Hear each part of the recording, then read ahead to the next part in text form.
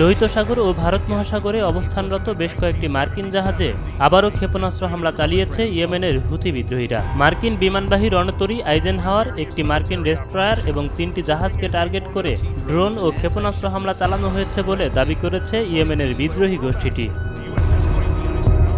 মাত্র 24 ঘন্টার ব্যবধানে মার্কিন যুদ্ধজাহাজে এমন হামলার দাবি জানিয়েছেন গোষ্ঠীটির সামরিক মুখপাত্র ইয়াহিয়া সারি। এছাড়া আরব সাগরে অবস্থানরত মার্কিন সামরিক বহরকে লক্ষ্য করেও 2বার হামলা চালানো হয়েছে।